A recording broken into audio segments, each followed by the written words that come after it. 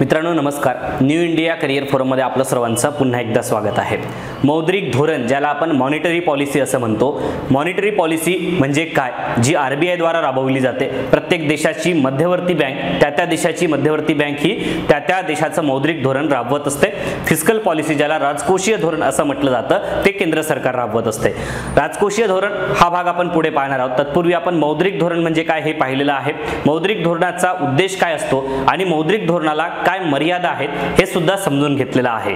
आता या भागामध्ये आपण मौद्रिक धोरण या मौद्रिक धोरणाचे टूल्स काय आहेत, साधनं काय आहेत त्याचा आपण एक अभ्यास करणार आहोत. आणि तुम्हा सर्वांनाच माहिती आहे की स्पर्धा परीक्षेतला स्पेशली जर या मौद्रिक धोरणावर प्रश्न विचारायचा झाल्यास एक प्रश्न जरी हमखास हा टूल्सवर विचारला जातो आणि स्पेशली त्याच्या संख्यात्मक साधनांवर प्रश्न विचारला जातो. याविषयी आज आपण इथे बारकाईने पाहणार आहोत. आता हा सगळा जो भाग आहे एक एक करून मी तुम्हाला एकदम सोप्या भाषेत समजावून सांगण्याचा माझा प्रयत्न आहे. कारण एखादा विद्यार्थी नवीन जरी असेल, स्पर्धा परीक्षेत आलेला असेल, ज्याचा या इकॉनॉमिक्स या घटकाशी काही संबंध जरी नसेल तरी त्या विद्यार्थ्याला सुद्धा तो घटक समजावा हा त्यामागचा उद्देश आहे. तर तुम्हा सर्वांनाच माहिती आहे की ज्या बँकांना आपण व्यापारी बँका म्हणतो, राईट, बँकांना आपण व्यापारी बँका म्हणतो. व्यापारी बँका का म्हणतो, कारण ते व्यापार करतात. शुद्ध भाषेत काय करतात, व्यापार करतात. एखाद्या व्यक्तीकडून पैसे घेतात आणि दुसऱ्या एखाद्या XYZ व्यक्तीला, गरजू व्यक्तीला आवश्यक असेल तर त्याला कर्ज सुद्धा उपलब्ध करून देतात.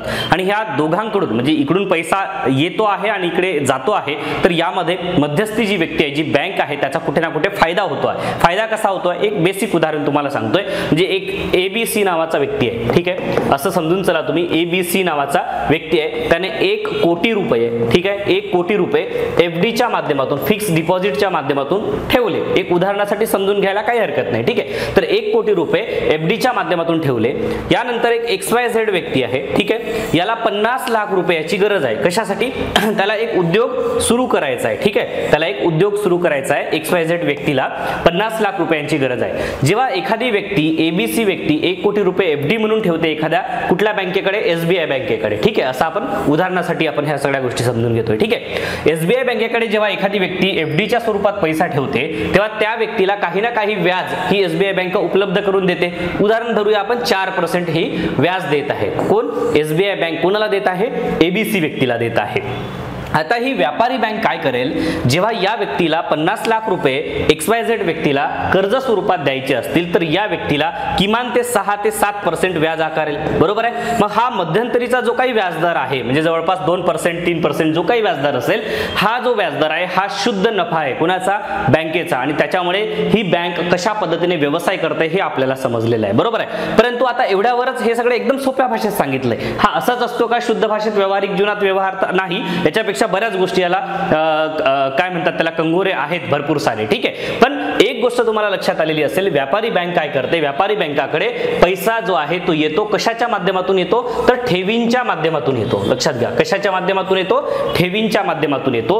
हा ठेवींच्या माध्यमातून आलेला पैसा जो आहे तो बँकेचं काय असतं, दायित्व असतं, लायबिलिटीज असते. लक्षात घ्या, ठीक आहे. तर या बँका ज्या आहेत या काय करतात, ठेवी स्वीकारतात आणि कर्जे जे आहेत ते कर्जे देतात. काय करतात, कर्जे देतात. आणि या कर्जांच्या माध्यमातून मग काय होते, मग एखाद्या XYZ एक व्यक्ती आहे आणि त्या व्यक्तीला त्याच्या शेतीमध्ये काही तांत्रिक ज्या गोष्टी आहेत त्या निर्माण करायच्या आहेत. म्हणजे उदाहरणार्थ एखादा फळबाग असेल, मग फळबागाला काही गोष्टींची गरज असेल, ठीक आहे, मग त्यासाठी त्याला भांडवल लागत असेल तर तो सुद्धा शेतकरी कर्जासाठी बँकेकडे जाईल. एखादा टाटा बिर्ला अंबानी सारखा मोठा उद्योजक असेल, त्याला सुद्धा काही ना काही उद्योगामध्ये विस्तार करायचा असेल तर तो सुद्धा बँकेकडे जाईल. बरोबर आहे. एखादी एक ABC नावाची व्यक्ती आहे, त्याला आपल्या मुलीच्या भविष्यासाठी म्हणून काही गुंतवणूक करायची आहे, तो फिक्स डिपॉझिटच्या माध्यमातून किंवा इतर कुठल्या माध्यमातून जो आपलं सेव्हिंग करू इच्छित असेल तर त्याच्या ठेवी स्वीकारणे हे बँकेचं काम आहे. तर अशा पद्धतीने बँकिंग व्यवसाय जो चालतो हा ठेवी स्वीकारणे आणि कर्ज देणे.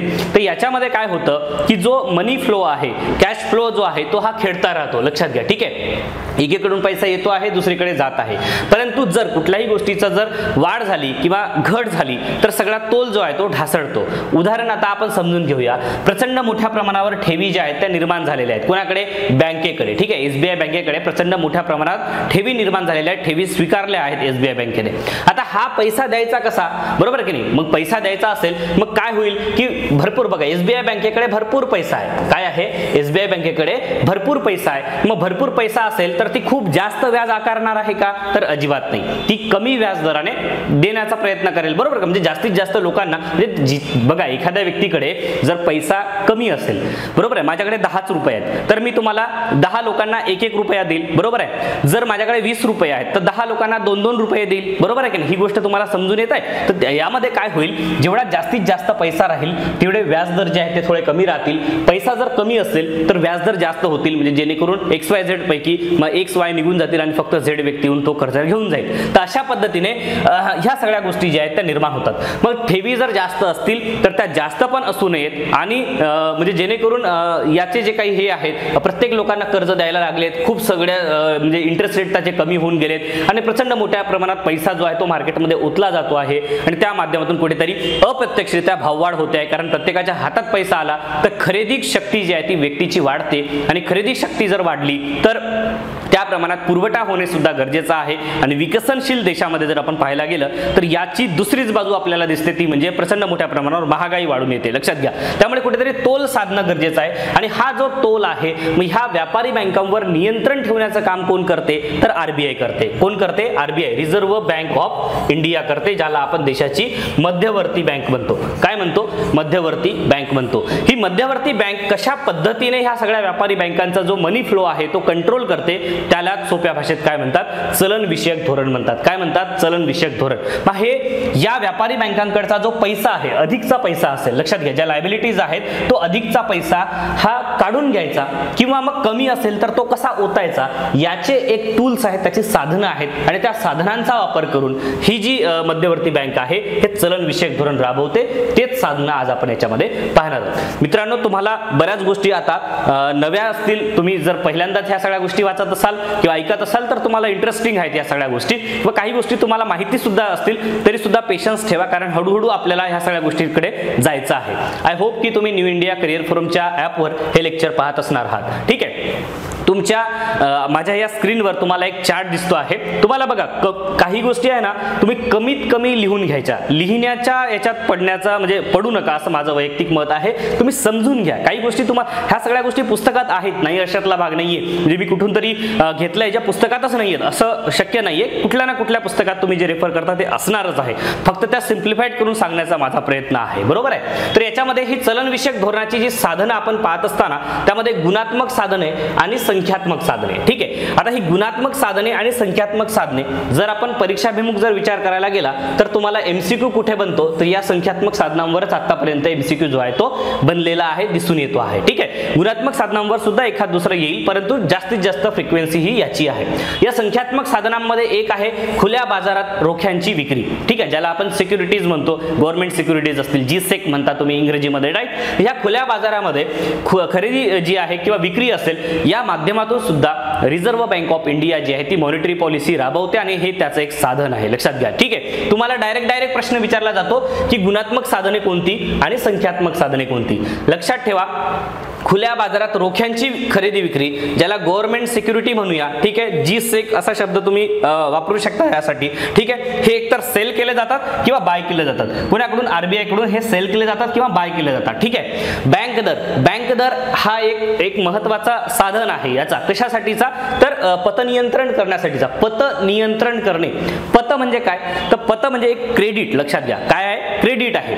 बघा, व्यापारी बँका काय करतात माहिती आहे का, व्यापारी बँका हा पैसा निर्माण करतात, याचा अर्थ व्यवहाराच्या माध्यमातून निर्माण करतात, ही गोष्ट लक्षात घ्या. ठीक आहे, म्हणजे एखाद्याकडून XYZ 1 कोटी रुपये घेतले, त्याला 50 लाख दिले, त्याला 50 लाख दिले, मग याच्यातून निर्माण झालेला इंटरेस्ट आहे तो व्यापारी बँक आपला शाखा विस्तार करते वगैरे वगैरे. तर ही क्रेडिट जी आहे ती निर्माण होत जाते आणि अशा माध्यमातून जर व्यवहार वाढत गेले तर पैसा वाढत जातो आणि हे पत जे आहे, पैसा जो आहे नियंत्रित करणं गरजेचं असतं आणि त्यामुळेच हा पतनियंत्रण शब्द जो आहे इथे वापरला गेलेला आहे. सोप्या भाषेत मी समजावण्याचा प्रयत्न करतोय तुम्हाला, राईट.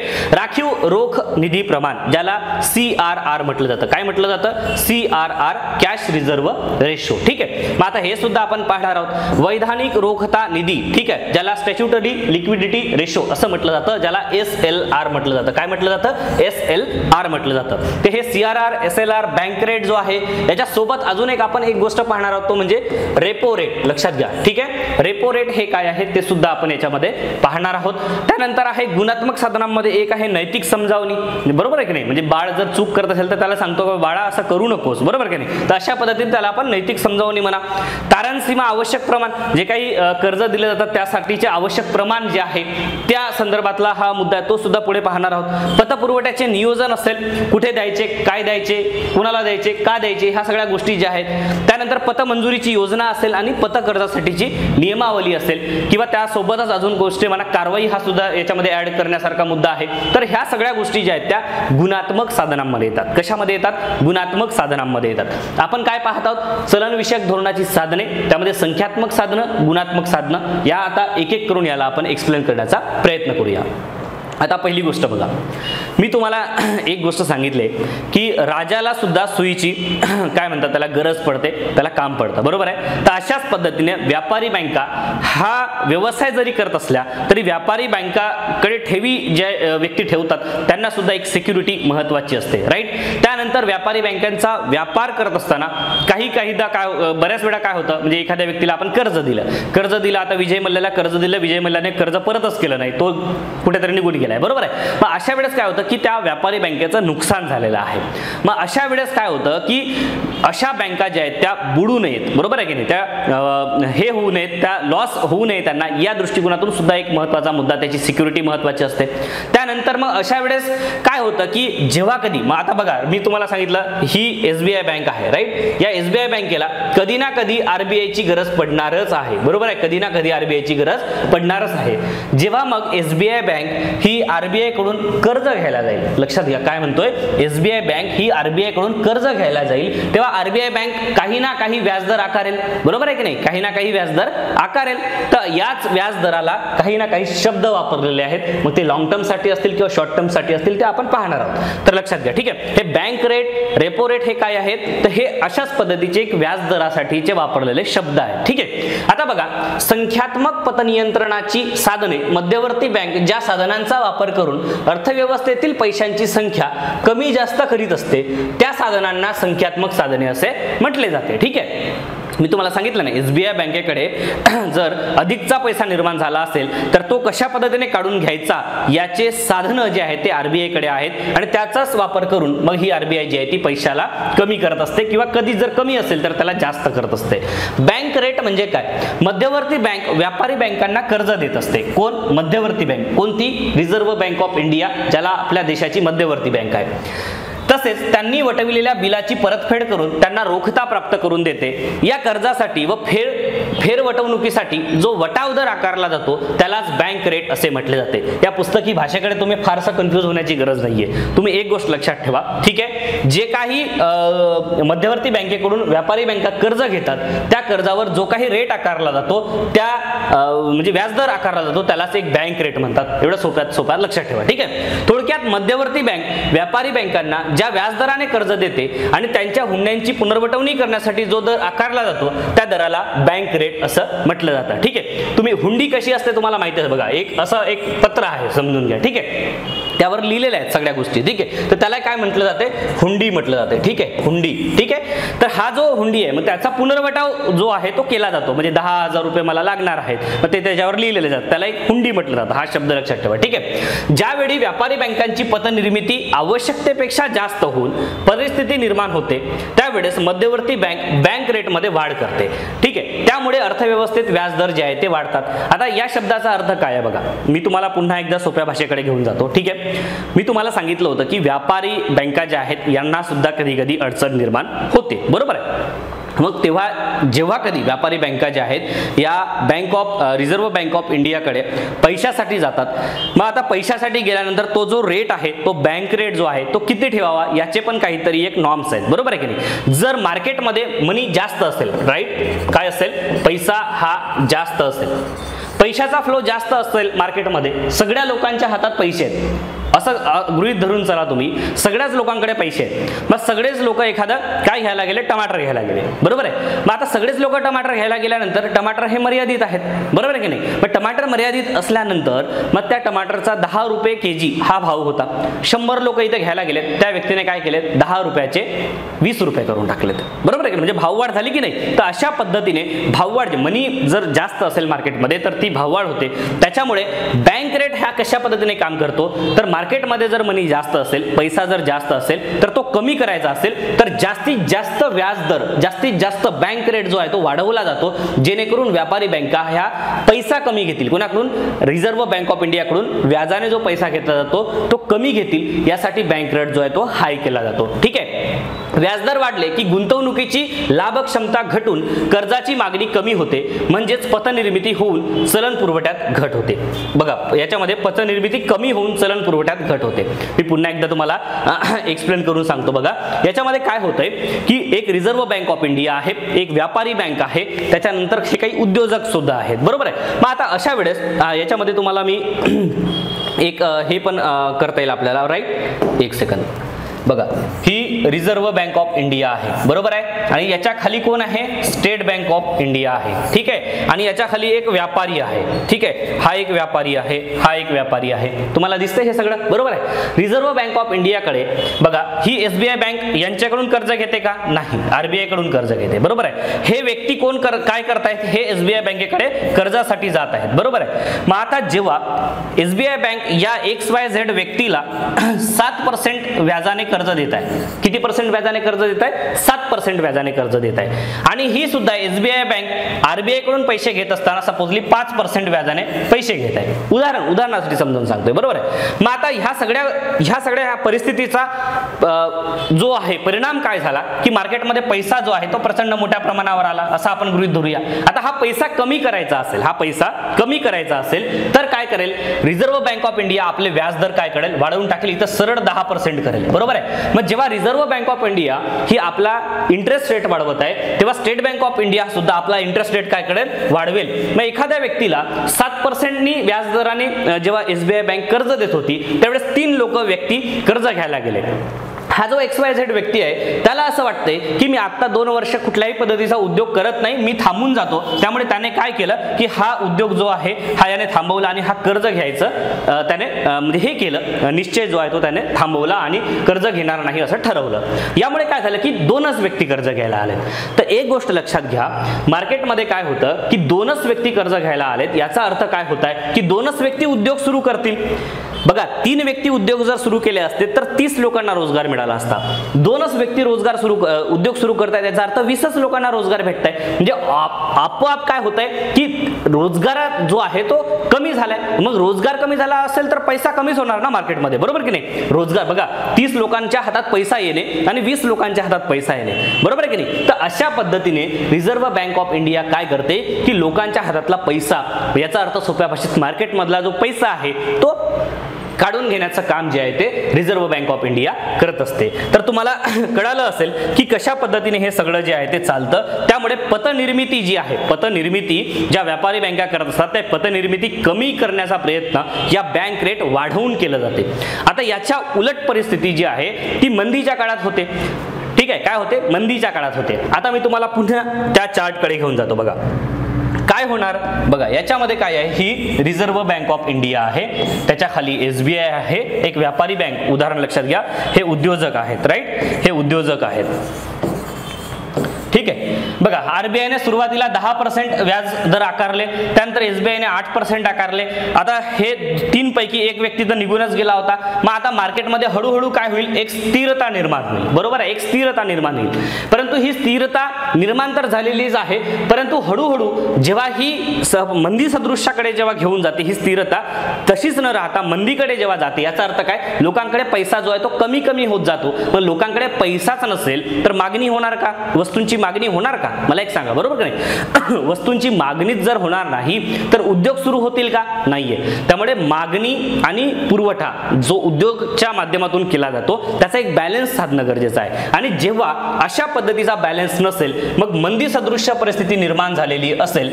मंदी सदृश्य परिस्थिती केव्हा निर्माण होते? या लोकांच्या हातात पैसा नसेल, बरोबर आहे की नाही? तर तेव्हा काय होते? हा पैसा ओतणे गरजेचं आहे. तर आपसूक आरबीआय काय करणार? आपले जे रेट आहे ते कमी करणार. 4%नी व्यापारी बँकांना कर्ज देत आहे. मग व्यापारी बँका 3%नी 5%नी धरून चला 5%नी या लोकांना कर्ज देत आहे. मग जेव्हा 2च लोक कर्ज घ्यायला गेलेली होती, आता 4 लोक कर्ज घ्यायला गेली. तेव्हा 2 लोकांच्या माध्यमातून, 2 उद्योजकांच्या माध्यमातून केवळ आणि केवळ 20च लोकांना रोजगार मिळत होता. आज 4 लोकांच्या माध्यमातून 40 लोकांना रोजगार मिळत आहे. याचा अर्थ 40 लोकांकडे पैसा आलाय. तर अशा पद्धतीने मंदी जी आहे ती कमी करण्यासाठी सुद्धा बँक रेट असतील किंवा इतर जे टूल्स आहेत त्याचा वापर करून ती कमी करून ही जी परिस्थिती आहे ती घालवली जाते. यासाठी आरबीआय जे आहे ते या टूल्सचा वापर करते. ठीक आहे. तर मित्रांनो, तुम्हाला या गोष्टी कळत असतील. तर व्याजदर वाढले की गुंतवणुकीची लाभक्षमता घटते आणि कर्जाची मागणी कमी होते. आणि जर याच्या उलट परिस्थितीत जर आपण पाहिले, व्याजदर जर कमी झाले तर गुंतवणूक जी आहे, ठीक आहे, म्हणजे गुंतवणुकीची लाभक्षमता जी आहे ती वाढते आणि कर्जाची मागणी जी आहे ती वाढते. लक्षात घ्या. ठीक आहे. म्हणजे व्याजदर जर कमी झाले तर उलट दोन्ही गोष्टी सांगितल्या मी तुम्हाला. व्याजदर वाढले की गुंतवणुकीची लाभक्षमता घटते आणि कर्जाची मागणी कमी होते. पण याच्यामध्ये व्याजदर जर कमी झाले तर गुंतवणुकीची लाभक्षमता जी आहे ती वाढते आणि कर्जाची मागणी जी आहे ती सुद्धा वाढते. ठीक आहे. म्हणजेच पतनिर्मिती इथे कमी होते, त्यावेळेस ती जास्त होते. ज्यावेळी मंदीमुळे कर्जाची मागणी घटून पतसंकोच झाल्यास मंदी अधिक तीव्र होते. अशा वेळेस मध्यवर्ती बँक रेटमध्ये कपात करते. हा मुद्दा आता आपण समजून घेतला. बँक रेट हे धोरण प्रभावीपणे वापरण्यासाठी देशात विकसित नाणे बाजार, हा शब्द महत्वाचा आहे. विकसित नाणे बाजार याचा अर्थ काय? डेव्हलप. लक्षात घ्या. डेव्हलप म्हणजे एक चांगल्या पद्धतीने सुसंघटित झालेला जो मनी मार्केट आहे तो गरजेचा असतो. व्यापारी बँका मध्यवर्ती बँकेच्या रोखतेवर अवलंबून असल्या पाहिजेत आणि व्याजदरात बँक रेट नुसार बदल झाला पाहिजे व कर्जाची मागणी पूर्णपणे व्याज लवचिक असली पाहिजे. ह्या ज्या आहेत त्या रिक्वायरमेंट आहेत. म्हणजे उदाहरणार्थ तुम्ही सांगा, मी तुम्हाला सांगितलं होतं मर्यादा शिकवल्या होत्या बरोबर. तर मर्यादा शिकत असताना ही गोष्ट तुम्हाला जाणवलेली असेल. जर साजेशी परिस्थिती जर रिझर्व्ह बँक ऑफ इंडियाच्या मौद्रिक धोरणाला नसेल तर रिझर्व्ह बँक ऑफ इंडियाचं मौद्रिक धोरण हे तितकंसं काम करत नाही. बरोबर आहे की नाही? तर जेव्हा हे जे बँक रेट जसे बदलत आहेत तसे व्यापारी बँकांचे रेट सुद्धा, म्हणजे XYZ उद्योजकांना कर्ज देण्याचे जे रेट आहेत ते सुद्धा जर बदलत असतील तरच हे मौद्रिक धोरण चांगल्या पद्धतीने काम करते, अन्यथा नाही. बघा, हा जो बँक रेट आहे, आतापर्यंत आपण कन्सेप्ट समजून घेतली. थोडंसं आकडेवारीकडे जाऊया. बँक रेट मध्ये कशा पद्धतीने बदल झालेले आहेत. ठीक आहे. तर हे बदल कशा पद्धतीने आहेत ते सुद्धा पाहणं थोडं गरजेचं आहे. मला जरा खोकला येतोय त्यामुळे थोडं मी हळू शिकवतोय. ठीक आहे. 1951 पर्यंत बँक दर अतिशय अल्प म्हणजे 3% होता. आता तुम्ही म्हणाल की तो 3% का होता? आता 3% का होता? सुरुवातीला भारत देश जेव्हा स्वतंत्र झाला तेव्हा अनेक उद्योजकांना कर्ज देणं सुलभ पद्धतीने कमी व्याजदराने कर्ज देणं गरजेचं होतं. कारण तेव्हाच ते उद्योग सुरू करतील, देशामध्ये रोजगार निर्माण होईल, कुठेतरी एक चांगले दिवस येतील. हा त्यामागचा एक मुख्य मुद्दा होता. बरोबर आहे. स्वस्त पैशाच्या धोरणामुळे पतपैशामध्ये जोरदार वाढ झाली. लक्षात घ्या. ठीक आहे. पतपैशामध्ये जोरदार वाढ झाली. बघा, कुठलीही गोष्ट फार काळ जर राहिली तर त्याचे परिणाम दिसायला लागतात. स्वस्त पैशाचं धोरण बऱ्याच काळ राहिल्यामुळे पतपैशामध्ये वाढ झाली आणि भारताच्या आंतरराष्ट्रीय व्यवहार तोलामध्ये तूट निर्माण झाली. ठीक आहे. 1964 मध्ये बँक दर जो आहे तो 4.5% पर्यंत वाढवण्यात आला. म्हणजे 1951 ते 64 या दरम्यान जर आपण पाहिलं तर 64 मध्ये पहिल्यांदा 4.5% पर्यंत वाढवला. 65 मध्ये तो 6% पर्यंत वाढवत नेला. म्हणजे हळूहळू जे आहे ते वाढवत नेलेला आहे.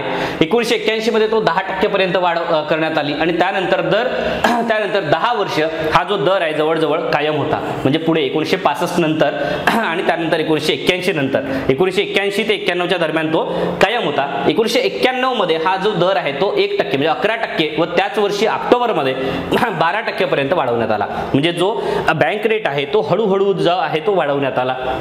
यामुळे काय होतं की पतसंकोच घडून येतो. ही गोष्ट लक्षात घ्या. ठीक आहे. काय घडून येतो? पतसंकोच घडून येतो. जसजसे रेट वाढत जातील, रिझर्व्ह बँक ऑफ इंडिया आपले रेट जसजसे वाढवत जाईल तसतसे व्यापारी बँका जे आहेत त्यांच्या रेटवर सुद्धा परिणाम पडतो आणि व्यापारी बँकांच्या रेटवर परिणाम पडले तर उद्योजक किंवा इतर जे कोणी कर्ज घेणारे व्यक्ती आहेत त्यावर सुद्धा त्याची फ्रिक्वेन्सी थोडी कमी व्हायला लागते. राईट. भाववाढीवर नियंत्रण ठेवण्यासाठी बँक दरात अशा पद्धतीने वाढ करण्यात आली. आणि तुम्हा सर्वांनाच माहिती आहे की 1991च्या काळामध्ये खाऊजा धोरण आलं आणि नवीन आर्थिक धोरणानंतर बँक दर हे साधन अधिक सक्षम करण्यासाठी आरबीआयने पावले उचलली आणि 1998 मध्ये हा दर जो आहे तो पुन्हा कमी करून 10% केला आणि 2003 मध्ये हा पुन्हा 6% पर्यंत कमी करण्यात आला, लक्षात घ्या, ठीक आहे. 2008च्या मंदीचा सुद्धा परिणाम जो आहे तो यावर आपल्याला दिसून येतो. तर ह्या सगळ्या गोष्टी आहेत त्या महत्त्वाच्या आहेत. बँक रेटमध्ये थोडे कसे बदल झाले हे आपण पाहिलं. आता बँक रेटवरील मर्यादा काय आहे हे सुद्धा आपल्याला पाहणं गरजेचं आहे, बरोबर आहे. जसं बँक रेटचे हे आपण पाहिले कॉन्सिक्वेन्स कसे होतात, बँक रेट कधी वाढवला जातो, कधी कमी केला जातो, ही गोष्ट तुम्हाला लक्षात आली. मागासलेला नाणे बाजार मी तुम्हाला सांगितलं, म्हणजे सुसंघटित पद्धतीने नाणे बाजार जर असेल, विकसित नाणे बाजार असेल तर त्याचे परिणाम चांगले जाणवतील आणि जर विकसित नाणे बाजार नसेल तर त्याचे परिणामच जाणवणार नाही, बरोबर आहे. नाणे बाजार मागासलेला व संघटित असल्यास मध्यवर्ती बँक, म्हणजे नाणे बाजार मागासलेला व संघटित नाही असंघटित पाहिजे इथे, ठीक आहे. असंघटित असल्यास मध्यवर्ती बँक ज्या दराद्वारे व्यापारी बँकावर प्रभावी नियंत्रण ठेवू शकते तो जे आहे ते ठेवू शकणार नाही, असं त्याचा अर्थ आहे. थोडंसं इथे प्रिंट थोडीशी कमी जास्त झालेली आहे, पण तुम्हाला एक गोष्ट लक्षात आला असेल की मागासलेला जर नाणे बाजार असेल तर आणि सुसंघटित नसलेला नाणे बाजार जर म्हणजे असंघटित असलेला जर नाणे बाजार असेल तर तो कुठेतरी त्या बँक रेटचा जो परिणाम आहे तो त्या इतर गोष्टींवर होणार नाही, ठीक आहे. कर्जाची मागणी जर आपण पाहिली तर व्यापारी बँकेकडे कर्जाची मागणी येणे आवश्यक असते. बघा, व्यापारी बँकांकडे कर्जाची मागणी होत असेल तर व्यापारी बँका जास्तीत जास्त कर्ज देतील, बरोबर आहे. पण मनी फ्लो जरी असला तरी मागणीच जर नसेल, उद्योजक जर इच्छुक नसतील उद्योग सुरू करण्यासाठी तर कुठेतरी कर्जाची मागणीच नसेल तर मग या गोष्टीचा परिणामच जाणवणार नाही, बरोबर आहे की नाही. असं जर कर्जाची मागणी व्यापारी बँकांकडे करण्यात आलीच नाही तर बँक रेट मधील बदलाचा परिणाम जो आहे तो निष्प्रभ ठरतो. इतरत्र कर्ज सहज उपलब्ध होत असल्यास अशी परिस्थिती निर्माण होत असते. म्हणजे उदाहरणार्थ बँकांच्या रेटपेक्षा सावकार व्यक्ती हे अत्यंत सुलभतेने कर्ज देतात.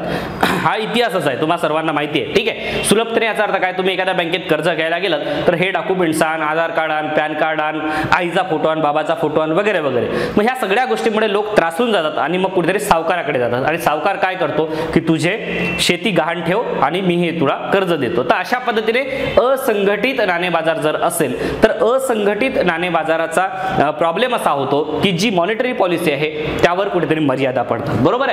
त्यानंतर तेजी मंदी. तेजीच्या काळामध्ये बँकेकडे कर्जाची मोठी मागणी येते. मंदीच्या काळामध्ये व्याजदर कमी झाले तरी कर्जाची मागणी वाढत नाही. ही जी गोष्ट आहे हे सुद्धा परिणामकारक ठरते, म्हणजे त्याला मर्यादा ठरते. कसं तुम्हाला सांगतो बघा. तेजीच्या काळामध्ये बँकांकडे कर्जाची मोठी मागणी येते, कारण काय की त्या काळामध्ये पैसा असतो, बरोबर आहे. मंदीच्या काळात व्याजदर कमी झाले तरी कर्जाची मागणी वाढत नसेल ही गोष्ट लक्षात घ्या. जर मंदीचा काळ आहे, व्याजदर कमी झालेले आहेत, एसबीआय बँक असं म्हणताय की आम्ही 2% तुम्हाला कर्ज देऊ, परंतु कोणी घ्यायला तयार नाही आहे, बरोबर आहे की नाही. तर अशा वेळेस सुद्धा हा जो बँक रेट असेल किंवा इतर जे काही आरबीआयचे धोरण असतील ते तेव्हा परिणामकारक ठरत नाहीत की जेव्हा मंदीच्या काळात व्याजदर कमी झाले तरी कर्जाची मागणी जर वाढत नसेल तर ते परिणामकारक ठरत नाही, ठीक आहे. त्यानंतर अन्य साधनांचा वापर.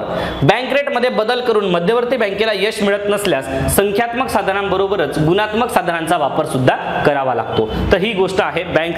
बघा, जसं बँक रेट आपण पाहिलं तशाच पद्धतीचं एक रेपो रेट काय आहे ते समजून घेऊया.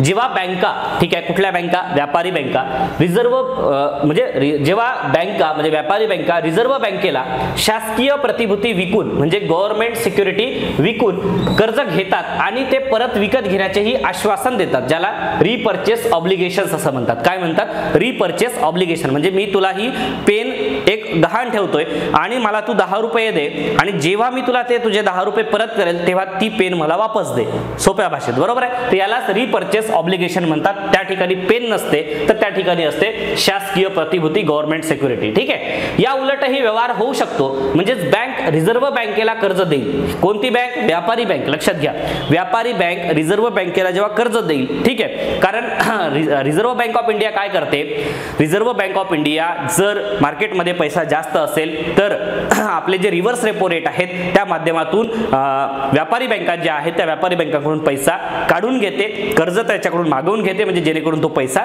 कमी होईल, राईट. रिझर्व्ह बँकेला कर्ज देईल, रिझर्व्ह बँक यासाठी शासकीय प्रतिभूती बँकेला विकेल, कोणत्या बँकेला? व्यापारी बँकेला, आणि परत विकत घेण्याचे आश्वासन, ज्याला रिव्हर्स रिपर्चेस ऑब्लिगेशन असं म्हणतात. काय म्हणतात? रिव्हर्स रिपर्चेस ऑब्लिगेशन म्हणतात. हे जेव्हा ऑब्लिगेशन देईल तर त्या व्यवहाराला रिव्हर्स रेपो व्यवहार असे म्हटले जाते, त्याला रेपो रेट असं म्हटलं जातं. ठीक आहे, याला बघा लिक्विडिटी ऍडजस्टमेंट फॅसिलिटी, ज्याला ह्या रेपो जी आहे हे कशाच्या आहे? लॅप अंतर्गत आलेलं आहे. लिक्विडिटी ऍडजस्टमेंट फॅसिलिटी म्हणजे एक पद्धतीची एक सुलभता जी आहे, व्यापारी बँकांना जर पैसा लागत असेल तर त्याची एक सुलभता जी आहे, गव्हर्नमेंट सिक्युरिटी गहाण ठेवून ते पैसे घेऊ शकतात, याची एक सुलभता जी आहे ती या लॅपच्या माध्यमातून देण्यात आली. Is a monetary policy tool use in India by the Reserve Bank of India और RBI. The RBI introduced the LAP as part of the outcome of Narasimham committee on banking sector 1998. जे सेकंडदा म्हणजे दुसऱ्यांदा जेव्हा 1998 मध्ये, कारण पहिल्यांदा 1991 मध्ये होती, तर 1998 मध्ये जेव्हा या कमिटीने रिकमेंडेशन दिलं तर त्यावेळेस ही लॅप सुविधा जी आहे ती आणण्यात आली. ठीक आहे, याच्यामुळे काय होते? Lapse help the RBI manage liquidity, कारण आरबीआयला लिक्विडिटी म्हणजे काय? एक तरलता जी आहे, पैशाची तरलता जी आहे ती कमी किंवा जास्त करण्यासाठी मदत करते.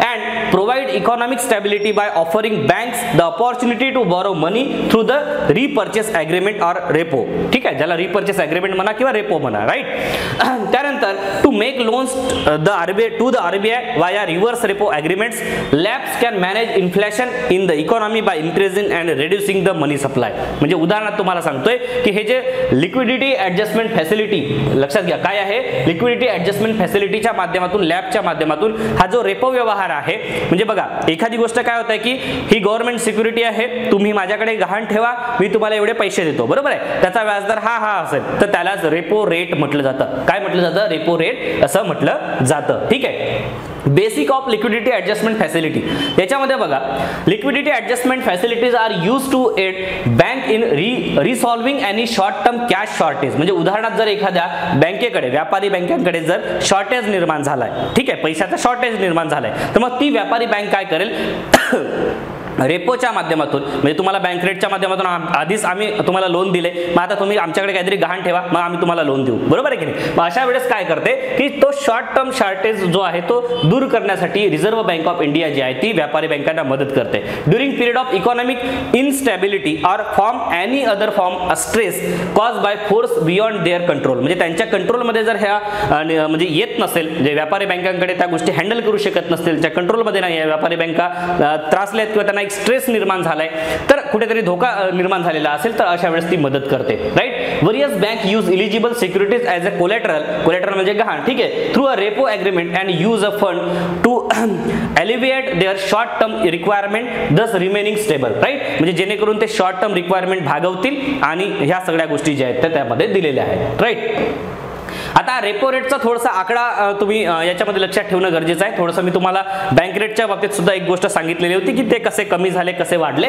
तर थोडंसं या अलीकडे जर आपण पाहिलं 2019 फेब्रुवारी 2019 पासून तर मार्च 2020 पर्यंतचे आकडे याच्यामध्ये तुम्हाला दिसतील. तर सुरुवातीला हा 6.25 होता, मग तो हळूहळू 6%, मग 5.75 पर्यंत आला आणि मग 5.15 ते 5.15, म्हणजे जवळपास ऑक्टोबर 4 2019 पासून जर आपण पाहिला तर फेब्रुवारी 6 2020 पर्यंत, म्हणजे ऑक्टोबर ते फेब्रुवारी 2020 पर्यंत जर आपण पाहिलं तर हा 5.15%च होता आणि तो अलीकडे मार्च 2020 मध्ये तो कमी करण्यात आला, 4.40 पर्यंत आला. राईट, आता इथे जर पाहिलात तुम्ही तर याच्यामध्ये तुम्हाला दिसेल बघा, आता फेब्रुवारी 2019 पासून मला वाटते फेब्रुवारी 2021 पर्यंत जो आहे, म्हणजे सुरुवातीला 4.40 पर्यंत आपण इथपर्यंत पाहिलं, या सेकंड इमेज मध्ये पुन्हा तो 4% पर्यंत खाली घसरवण्यात आला. लक्षात घ्या, ठीक आहे, रेपो रेट खाली घसरवण्यात आला कारण बाजारामध्ये पैसा ओतण्यात आला, ही गोष्ट लक्षात घ्या. ठीक आहे, रेपो रेट कमी झाला याचा अर्थ काय की जास्तीत जास्त व्यापारी बँका आरबीआय कडून कर्ज घेतील आणि इकडे जास्तीत जास्त पैसा ओततील, हा त्यामागचा उद्देश आहे. बरोबर आहे, तर रेपो रेट थोडासा कमी होताना दिसून येते, हा एक तुम्हाला ट्रेंड इथे लक्षात ठेवायचा आहे. बरोबर, पुढे जाऊया. आता खुल्या बाजारातील रोख्यांची खरेदी विक्री. आता खुल्या बाजारातील रोख्यांची खरेदी विक्री कशी होते ते बघूया. तर गव्हर्नमेंट सिक्युरिटी ज्या आहेत, ठीक आहे, तर खुल्या बाजारातील व्यवहार मध्यवर्ती बँकेमार्फत मौल्यवान धातू, परकीय चलन, समभाग असतील सर्व प्रकारच्या रोख्यांची होणारी खरेदी विक्री यांचा समावेश याच्यामध्ये असतो. पतधोरणांमध्ये याचा संबंध फक्त सरकारी रोख्यांच्या खरेदी विक्रीशी असतो. हा एक महत्त्वाचा मुद्दा आहे. ठीक आहे, पतधोरणामध्ये काय होतं की यांचा संबंध फक्त सरकारी रोखे जे आहेत, गव्हर्नमेंट सिक्युरिटी जे आहेत यांच्या खरेदी विक्रीशी असतो, कारण खरेदी विक्रीवरच व्यापारी बँकांची पतनिर्मिती जी आहे ती अवलंबून असते. अर्थव्यवस्थेमध्ये पतपैशाचे प्रमाण आवश्यकतेपेक्षा जर जास्त झालेले असेल त्यावेळी मध्यवर्ती बँक भांडवल बाजारामध्ये म्हणजे कॅपिटल मार्केटमध्ये, काही गोष्टी समजून घ्या, कॅपिटल मार्केटमध्ये दोन मार्केट असतात, एक मनी मार्केट असतो, एक कॅपिटल मार्केट असतो, बरोबर आहे. तर त्या कॅपिटल मार्केटमध्ये केंद्र सरकार व राज्य सरकार स्थानिक संस्थांचे रोखे विक्रीसाठी आणते. म्हणजे अर्थव्यवस्थेमध्ये पतपैशाचे प्रमाण आवश्यकतेपेक्षा जास्त झालेलं असेल. मी तुम्हाला पुन्हा एकदा एक्सप्लेन करतो बघा. काय कराल, तुमच्याकडे जर 1 कोटी रुपये आलेत उदाहरणासाठी, तुम्ही म्हणाल की सर 1 कोटी रुपये येऊ द्या लवकर, बरोबर आहे. तर आलेत 1 कोटी रुपये, ठीक आहे. मग तुम्ही काय कराल, आज मोबाईल घ्याल, डायरेक्ट आयफोन घ्याल, बरोबर आहे. उद्या लॅपटॉप घ्याल, बरोबर आहे. परवा घर खरेदीसाठी जाल, बरोबर आहे. नंतर मग मॉरिशस, थायलंड यासाठी कुठेतरी बुक कराल, बरोबर आहे. म्हणजे तुमची काय होईल की पैसा आल्याबरोबर तुमच्या खरेदी क्षमता तुमची वाढलेली आहे, बरोबर आहे की नाही. मग या पद्धतीने खरेदी क्षमता वाढेल. मग असेच तुमच्याकडेच 1 कोटी रुपये आलेत असं आहे का, तर नाही. बाकीच्या हजारो लोकांकडे 1 कोटी रुपये आले, म्हणजे मोदी सरकारने सगळ्यांना 1 कोटी रुपये दिलेत असं आपण गृहीत जर धरलं तर काय होणार आहे की मार्केटमध्ये मागणी जी आहे ती प्रचंड मोठ्या प्रमाणावर वाढेल आणि महागाई प्रचंड मोठ्या प्रमाणावर वाढेल. मग महागाई कशी वाढते, कारण पुरवठा जर त्या प्रमाणात झाला नाही तर महागाई नक्की वाढते. कारण एक गोष्ट लक्षात घ्या, एक आयफोन जर आज 2 लाख, मला माहित नाही आयफोन कितीला आहे, पण उदाहरण सांगतोय कारण माझ्याकडे आयफोन नाहीये, ठीक आहे. एक आयफोन जर 2 लाखाचा असेल तर घेणारे प्रचंड लोक जर असतील तर त्या आयफोनची किंमत ही 4 लाख होणार आहे, बरोबर आहे. मग तुम्ही जेवढ्या नोटांची 1 बॅग भरून जाणार होतात, तुम्हाला आता 2 बॅगा भरून जाव्या लागतील. म्हणजे पैशाचं मूल्य हे कमी झाले अप्रत्यक्षरित्या, बरोबर आहे की नाही. पैसे तर तुम्ही जास्त देताय पण मूल्य कमी झाले ना त्याचं, बरोबर की नाही. 10 नोटा मोजायच्या की 10च्या 5 नोटा मोजायच्या, याच्यावरून पैशाचं मूल्य ठरतं, बरोबर आहे. तर ह्या सगळ्या गोष्टी याच्यामधून होतात. म्हणजे बघा, आता हे अर्थव्यवस्थेत पतपैशाचे प्रमाण जर आवश्यकतेपेक्षा जास्त झालेले असेल तर त्यावेळेस मध्यवर्ती बँक काय करते, भांडवल बाजारामध्ये केंद्र सरकार, राज्य सरकार किंवा स्थानिक संस्थांचे रोखे, ज्याला काय म्हणतात सिक्युरिटी, गव्हर्नमेंट सिक्युरिटी म्हणा, ते काय करते विक्रीसाठी आणते. मी तुम्हाला आता थोडंसं याच्यामध्ये एक्सप्लेन करतो बघा, ठीक आहे. आता विक्रीसाठी काय आणते बघा, ही RBI आहे, रिझर्व्ह बँक ऑफ इंडिया आहे, ठीक आहे. ही स्टेट बँक ऑफ इंडिया आहे, बरोबर आहे.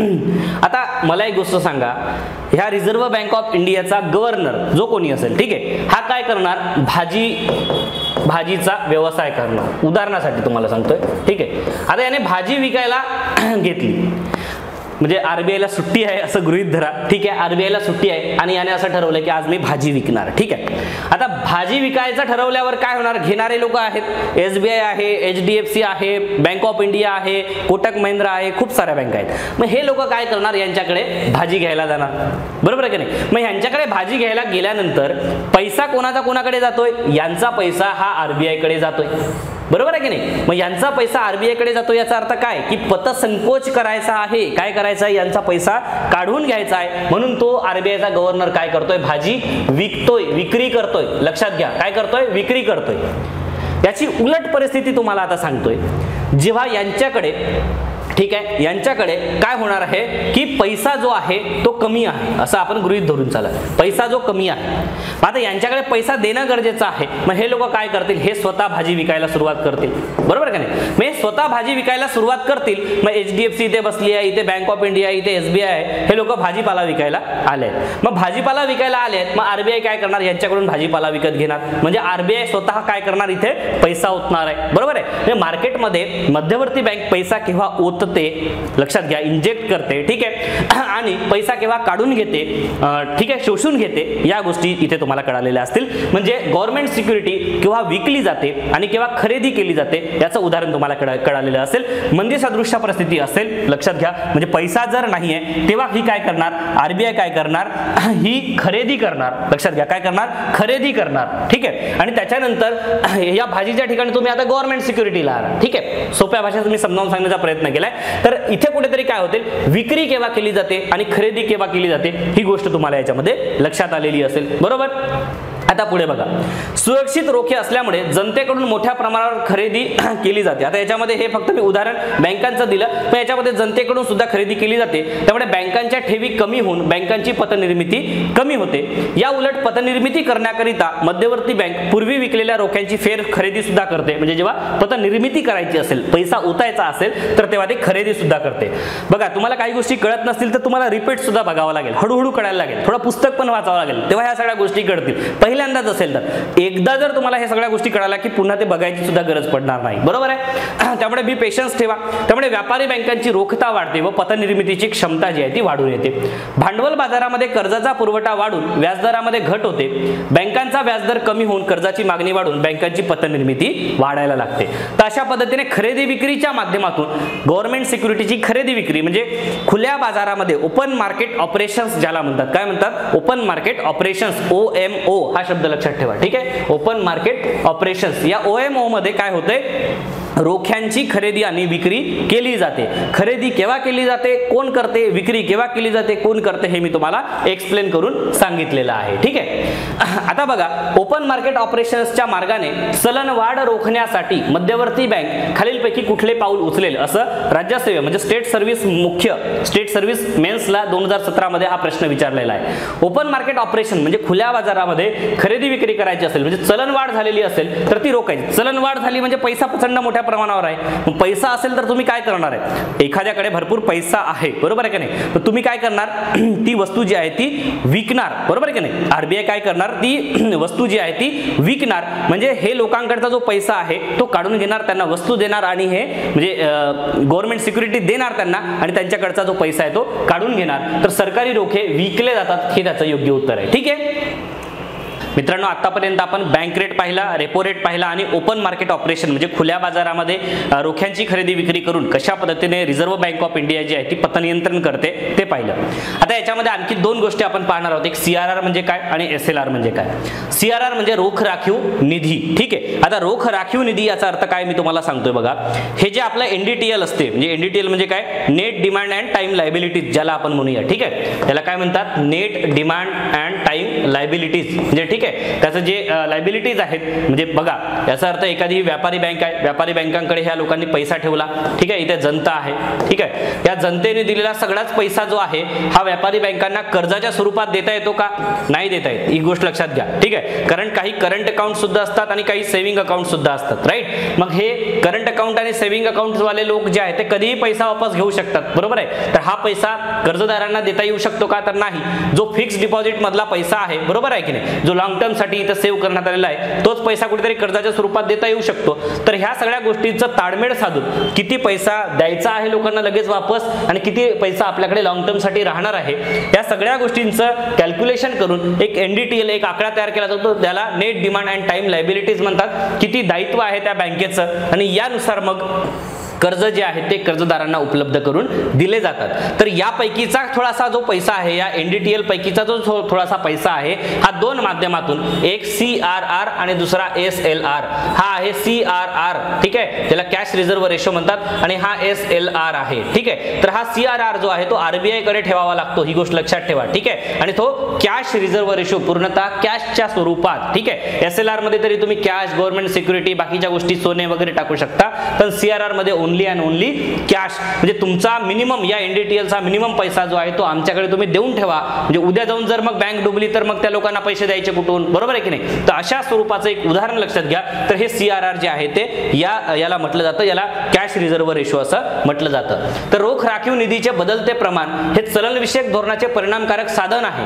का साधन आहे? कारण बघा, म्हणजे उदाहरण जर आपण पाहिलं की मी एक सावकार माणूस आहे. ठीक आहे, मी एक कोण आहे? सावकार माणूस आहे. ठीक आहे, आता सावकार माणूस आहे, माझ्याकडे 1 कोटी रुपये आहेत आणि माझी बायको अशी म्हणते की तुमच्याकडच्या 1 कोटी रुपयांपैकी 10 लाख रुपये तुम्ही माझ्याकडे ठेवा, बरोबर आहे की नाही. उद्या जाऊन तुमच्या हेल्थला काही झालं तर मग काय करायचं, बरोबर आहे की नाही. तर म्हणून मग मी तिच्याकडे 10 लाख रुपये ठेवतोय. आता काय होईल की तिला असं वाटायला लागलंय की बदलत्या काळामध्ये, म्हणजे आता काळ बदलत चाललाय, 2010 मध्ये 10 लाख रुपये ते ठीक होते, बरोबर आहे की नाही. पण आता असं काळापेक्षा आपण त्याच काळाचं एक उदाहरण घेऊया, ठीक आहे. काळ पण बदलवणार नाही आपण, 2010चीच गोष्ट चालू आहे, ठीक आहे. 2010च्या साली माझ्याकडे 1 कोटी रुपये होते, त्यापैकी मी 10 लाख रुपये मी माझ्या बायकोकडे ठेवतोय, कारण बायकोला असं वाटतंय की उद्या मला काही झालं तर मग ते 10 लाख रुपये असू दे, बरोबर की. मग मी 90 लाख जे आहे उर्वरित हे देतोय, काय देतोय, हे करतोय, कर्जच्या स्वरूपात देतोय. तिचं असं म्हणणं आहे की 10 लाख हे आता अपुरे होत आहेत, अजून 20 लाख रुपये द्या. मग जेव्हा माझ्याकडे 10 लाख रुपये मी तिच्याकडे ठेवल्यानंतर मी 90 लाख रुपये कर्ज देत होतो, आता 20 लाख रुपये तिच्याकडे ठेवल्यानंतर मी 80 लाख रुपये कर्ज देणार. ती म्हणताय की अजून 10 लाख रुपये ठेवा, म्हणजे इकडे 30 लाख तर इकडे 70 लाख, इकडे 50 लाख तर इकडे 50 लाख, इकडे 90 लाख तर इकडे 10 लाख. तर अशा पद्धतीनं जो आहे हा इकडे कॅश रिझर्व्ह रेशो आहे, ठीक आहे. म्हणजे माझ्या बायकोकडे जो काही पैसा ठेवला जातो आहे तो कॅश रिझर्व्ह रेशो आहे, आणि कर्जदारांना उपलब्ध करून दिलेला पैसा जो आहे तो कर्जाच्या स्वरूपात दिला जातोय. जेवढा कॅश रिझर्व्ह रेशो जर जास्त असेल तर कर्जदारांना उपलब्ध होणारा जो पैसा आहे तो कमी होईल. तर रिझर्व्ह बँक ऑफ इंडियाकडे काय होतंय तेच होत आहे. रिझर्व्ह बँक ऑफ इंडिया काय करताय, जर म्हणजे पैसा जर जास्त निर्माण झालेला असेल तर कॅश रिझर्व्ह रेशो हा वाढवणार, म्हणजे जास्तीत जास्त व्यापारी बँकांकडचा जो पैसा आहे तो आरबीआय कडे कॅशच्या स्वरूपात ठेवावा लागणार, म्हणजे यांची कर्ज देण्याची क्षमता जी आहे ती आपसुकच कमी होणार. तर ही गोष्ट तुम्हाला समजलेली असेल. एकदम सोप्या भाषेत माझं सांगण्याचा प्रयत्न आहे, आय होप की तुम्हाला ते कळतंय, ठीक आहे. रोख राखीव निधीचे बदलते प्रमाण हे चलनविषयक धोरणाचे परिणामकारक साधन आहे. 1949च्या बँकिंग कंपनीज ऍक्ट मध्ये म्हणजे 62 मध्ये करण्यात आलेल्या दुरुस्तीनुसार आरबीआयला रोख राखीव निधीचे प्रमाण बँकांच्या एकूण ठेवीच्या 3 ते 15% पर्यंत ठरवण्याचा अधिकार जो आहे तो देण्यात आलेला होता. सुरुवातीच्या काळामध्ये हे प्रमाण जे आहे ते 3% होते. सप्टेंबर 73च्या काळामध्ये भाववाढीवर नियंत्रण म्हणून ते 7% पर्यंत वाढवण्यात आले. म्हणजे मी तुम्हाला सांगितलं ना केव्हा वाढवला जातो, भाववाढ असताना सीआरआर वाढवला गेलेला आहे, ठीक आहे. 1987 मध्ये सीआरआर चे प्रमाण ते 10% पर्यंत होत गेले. त्यात 1989 मध्ये 15% पर्यंत वाढ करण्यात आली, ठीक आहे. कारण पतसंकोच करण्यासाठी, शब्दाकडे लक्ष द्या, पतसंकोच करण्यासाठी ही जी आहे पतनिर्मिती कमी करण्यासाठी जो आहे हे सीआरआर जे आहे ते वाढवण्यात आलं. नरसिम्हन समितीने मात्र भाववाढ आटोक्यात आणण्यासाठी, लक्षात घ्या, हे भाववाढ आटोक्यात आणण्यासाठी जे तुम्ही सीआरआर वाढवताय ना ते कुठेतरी बँकेच्या लाभप्रदतेवर त्याचा प्रतिकूल परिणाम होतो व त्यामुळे नाईलाजाने बँकांना कर्जावर जास्त व्याजदर आकारावे लागतात. आणि मग जास्त व्याजदर आकारले म्हणजे उद्योजक लोक पण थोडेसे कमी व्याजानेच म्हणजे कमी लोकच कर्ज घेणार, बरोबर की नाही. ह्या सगळ्या गोष्टीचे परिणाम हे उलट होत आहेत असं नरसिम्हन कमिटीला वाटलं आणि त्यामुळे त्यांनी या गोष्टीला आळा घातला. आणि तेव्हा कुठेतरी मग सरकारने पुढील 4 वर्षाच्या काळात सीआरआर जो आहे तो 10% पर्यंत कमी केला. जून 2003 मध्ये हा दर जो आहे सरकारने म्हणण्यापेक्षा आरबीआयने म्हणा याच्यामध्ये, ठीक आहे. तर जून 2003 पर्यंत हा दर जो आहे तो 4.5% पर्यंत कमी करण्यात आलेला आहे, ठीक आहे. सीआरआर जो आहे तो कमी करण्यात आलेला आहे. आता खालील विधाने विचारात घ्या. रोख राखीव गुणोत्तर हे पतनियंत्रणाचे प्रभावी साधन आहे, बरोबर आहे. आणि आता याच्यामध्ये थोडी आकडेवारी दिलेली आहे. 9 फेब्रुवारी 2013 मध्ये रोख राखीव गुणोत्तर 4 पर्यंत कमी केले गेलेले आहे. तर ए आणि बी हे त्याचं योग्य उत्तर आहे, ठीक आहे. कोणते विधान बरोबर आहेत हे त्यांनी प्रश्न विचारलेला आहे, म्हणून ए आणि बी योग्य आहे. वैधानिक रोखता निधी एसएलआर, जसं आता सीआरआर आहे तसंच हे स्टॅच्युटरी लिक्विडिटी रेशो आहे. 1962च्या बँकिंग कंपनी सुधारणा कायद्यानुसार सर्व बँकांना आपल्या निव्वळ मागणी व मुदत ठेवीच्या 25% रक्कम प्रवाही रोखतेच्या स्वरूपात ठेवावी लागते, ठीक आहे. म्हणजे रोख पैसा त्याच्यामध्ये आहे, सोने आहे, सरकारी रोखे आहे, मग कसं ठेवावी लागते, स्वतःजवळ ठेवावी लागते. त्याचा तुम्ही कर्ज म्हणून वापर करणार नाही, बरोबर की नाही. म्हणजे उदाहरणार्थ आता मी जे बायको आणि माझं उदाहरण दिलेलं होतं तेच पुन्हा इथे रिपीट करतो. लक्षात घ्या की माझ्याकडे जो 1 कोटीचा जो हे होता म्हणजे रक्कम होती, त्या 1 कोटीपैकी मी सीआरआर म्हणून 10 लाख रुपये ठेवले. आता ती असं म्हणताय की तुम्ही काय करा, पुन्हा 10 लाख रुपये तुमच्याकडेच असू द्या, पण ते कर्ज म्हणून देऊ नका, ठीक आहे. म्हणजे उर्वरित जे 80 लाख आहेत तेच तुम्ही कर्ज म्हणून द्या. म्हणजे एक झालं सीआरआर आणि एक झालं एसएलआर, ठीक आहे. तर ह्या पद्धतीने जे आहे हे एसएलआर जो आहे तो मेंटेन केला जातो, ठीक आहे. तर काय आता तुम्हाला प्रश्न कुठे येऊ शकतो, तर इथे एसएलआर मध्ये रोख पैसाच असतो केवळ, तर नाही. एसएलआर मध्ये रोख पैसा पण असतो, सोने, सरकारी रोखे पण असतात, आणि सीआरआर मध्ये केवळ आणि केवळ रोखेच असतात, सॉरी पैसाच असतो, कॅश असतो. कायद्याने आरबीआयला आवश्यकता पडल्यास वैधानिक रोखता निधीचे म्हणजे एसएलआर चे प्रमाण जे आहे ते 40% पर्यंत वाढवण्याचे अधिकार जे आहे ते दिलेले आहेत. एसएलआर वाढवण्यामागचे 3 उद्दिष्ट आहेत. नंबर 1 कोणता, तर बँकांची पतनिर्मिती कमी करायची, बरोबर आहे की नाही. सरकारी रोख्यामध्ये बँकांची गुंतवणूक वाढवायची, पतनिर्मिती कमी होणार, याचा अर्थ काय बघा, मी समथिंग व्यक्तीला एखाद्या 4% व्याजदराने देतोय, बरोबर की नाही, मग कमी पैसा आहे तर मी व्याजदर वाढवणार आहे, व्याजदर वाढवणार आहे याचा अर्थ काय होणार की व्याजाने पैसा घेणारे लोक जे आहेत ते कमी होऊन जाणार आहेत, जसं मी पूर्वी सायकल जी सांगितली तीच होणार। सरकारी रोख्यामध्ये बँकांची गुंतवणूक वाढवणे म्हणजे सरकारी रोखे तुम्ही घ्या, बरोबर आहे, बँकांना दिवाळखोरीपासून वाचवणे म्हणजे उदाहरणार्थ बँक काय करताय, त्यांच्याकडे येत आहे 100 कोटी रुपये आणि देत आहेत ते 200 कोटी रुपये कर्ज, मग दिवाळखोरीतच जाणार ना बँक, बरोबर की नाही। 1990 मध्ये SLR मध्ये 38.5% पर्यंत वाढ करण्यात आली। जानेवारी 93 पर्यंत हा दर याच पातळीवर होता। नरसिम्हन कमिटीने उच्च वैधानिक रोखता निधी दराला विरोध दर्शवला आणि 94-96 या काळामध्ये SLR 25% पर्यंत कमी करण्यात आला आणि वित्तीय सुधारणांचा एक भाग म्हणून तो SLR मध्ये पुन्हा घट करण्यात आली।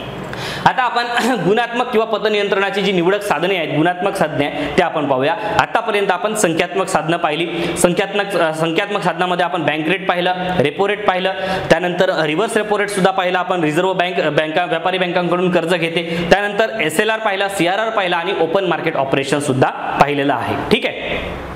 आता गुणात्मक किंवा पतनियंत्रणाची निवडक साधने जी आहे गुणात्मक साधनांपैकी, तर यामध्ये बघा की पतपैशाचा ओघ जो आहे तो इष्ट क्षेत्राकडे वळवणे, इष्ट क्षेत्र म्हणजे काही अशी निवडक क्षेत्र, ठीक आहे, मग इष्ट क्षेत्राकडे वळविण्यासाठी गुणात्मक साधने वापरली जातात। विकसनशील देशात कर्जाचा दुरुपयोग रोखण्यासाठीही या साधनांचा वापर करतात। जीवनावश्यक वस्तूंच्या साठेबाजींचा प्रवृत्तीस आळा घालण्यासाठी, त्यांच्या वाढत्या किमतीवर नियंत्रण ठेवण्यासाठी निवडक साधनांचा उपयोग केला जातो।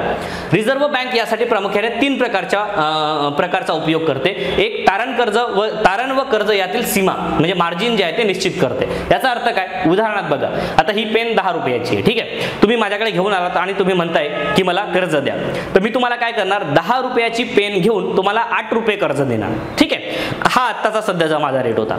आता काय होत आहे की आरबीआय असं मला असं म्हणताय की तुम्ही 10 रुपयाची पेन ठेवून 8 रुपये कर्ज देऊ नका, 10 रुपयाची पेन ठेवून फक्त 5 रुपये कर्ज द्या।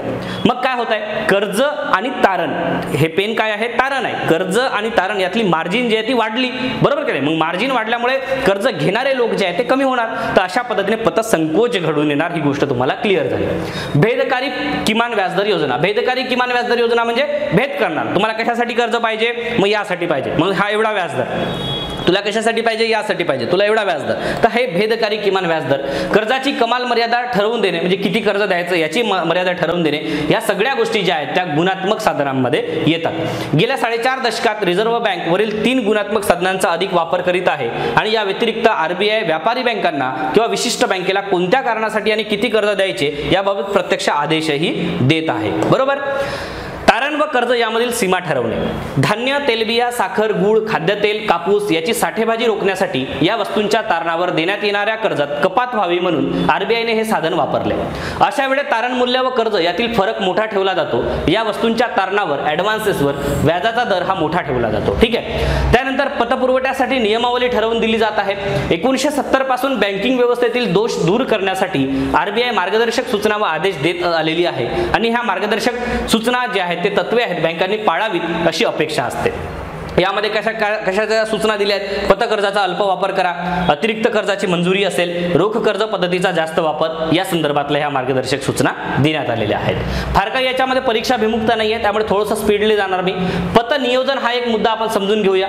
पतपुरवठा नियोजनाची सुरुवात आरबीआयने पुढील हेतूने केली, एक इष्ट आणि हितकारी उपयोगासाठी कर्जाचे नियमन करा म्हणजे चांगल्या गोष्टीसाठी।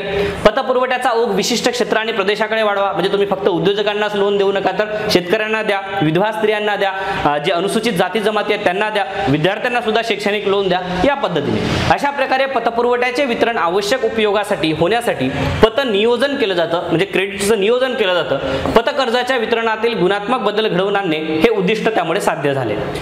आता एक नैतिक आव्हान सुद्धा असते म्हणजे बरोबर आहे की नाही, म्हणजे चूक करत असेल तर त्याला नैतिकता आव्हान केलं जातं, बाळा असं करू नकोस, हे सुद्धा पतनियंत्रणाचे महत्त्वाचे साधन आहे।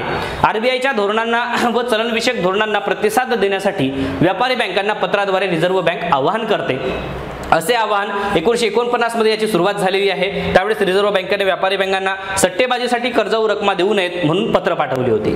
69 मध्ये जेव्हा 14 मोठ्या व्यापारी बँकांचे आणि नंतर 6 बँकांचं राष्ट्रीयकरण झालं, त्यामुळे आरबीआयचे सूचना देण्यासंबंधीचे अधिकार जे आहे ते आणखीनच वाढले आणि परिणामकारक झाले, हे आपल्याला यामधून पाहायला मिळतं। तर मित्रांनो, आतापर्यंत आपण काय पाहिलं तर reserve Bank of India monetary policy कशी राबवते, त्याचे टूल्स काय आहेत, त्याची साधनं काय आहेत, त्यामध्ये संख्यात्मक साधनं कोणती आणि गुणात्मक साधनं कोणती, ह्या सगळ्या गोष्टी आपण एकदम सोप्या भाषेत साध्या उदाहरणांच्या माध्यमातून मी समजावून सांगितलं। अधूनमध्ये कुठला भाग तुम्हाला कळाला नसेल तर पुन्हा एकदा व्हिडिओ पॉज करून पुन्हा थोडंसं रिपीटली बघा, पुस्तकाची मदत घ्या आणि तुम्हाला ह्या गोष्टी हळूहळू समजतील। आणि यातली परीक्षाभिमुखता ही प्रचंड मोठ्या प्रमाणावर आहे, कारण परीक्षेमध्ये यावर बऱ्यापैकी प्रश्न जे आहेत ते विचारले जातात। भेटूया आपण नेक्स्ट सेशनमध्ये। धन्यवाद।